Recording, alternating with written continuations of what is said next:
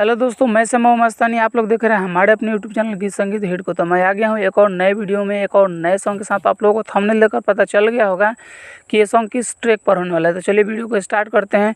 उससे पहले कि आप लोगों ने हमारे अपने चैनल गीत संगीत हिट को सब्सक्राइब नहीं किया है तो कर लीजिएगा, और अपने लिए पर्सनल सॉन्ग लिखवाने के लिए हमारे दिए गए नंबर पर कॉल कीजिएगा। तो चलिए स्टार्ट करते हैं आज का वीडियो मुखड़ा के साथ। सारा लोगवन में झगड़ा करइले बा, हो सारा लोगवन में झगड़ा करइले बा, ढोढ़ी वाला गाना बाजे गइले बा, ढोढ़ी वाला गाना बाजे गइले बा, अश्लील अश्लील सभे कइले बा, अश्लील अश्लील सभे कइले बा,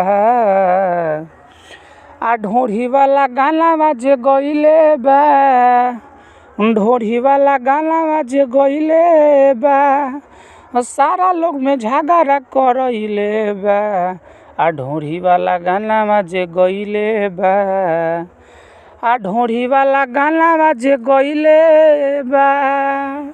तो ये था मुखड़ा। उम्मीद करते हैं कि आप लोगों को अच्छा लगा होगा। अगर अच्छा लगे तो एक लाइक ज़रूर कीजिएगा। तो चलिए चलते हैं अपने फर्स्ट अंतरे की तरफ। सब जग बाजल मन बड़ी लागल, ऐसन गाना बा गइले उ, सभे लोग मानल सब लोग जानल, गा के हिट हो गइले उ। सब जग बाजल सब लोग मानल, ऐसन गाना बा गइले उ, सब लोग मानल सब लोग जानल, गा के हिट हो गइले उ।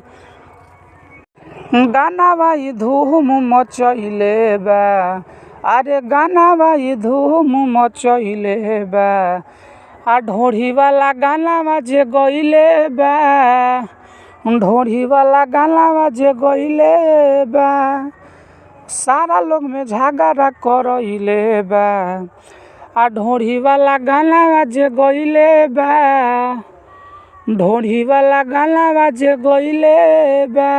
हमारा फर्स्ट अंतरा। उम्मीद करते हैं कि आप लोगों को बहुत ही अच्छा लग रहा होगा। अच्छा लगे तो एक लाइक ज़रूर कीजिएगा और चैनल को सब्सक्राइब कर दीजिएगा, और अगला सॉन्ग किस ट्रैक पर चाहिए कमेंट करके बताइएगा। तो चलिए अब चलते हैं अपने दूसरे अंतरे की तरफ। गाँव टोला चर्चा होला, ऐसन में खजाना बा, भइले बेकाबू कहे श्याम बाबू, सब लोग भइल दीवाना बा।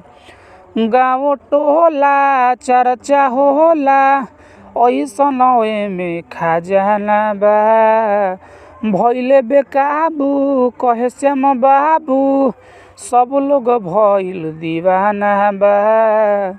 मीडिया भी घरे उनका गइले बा, अरे मीडिया भी घरे उनका गइले बा,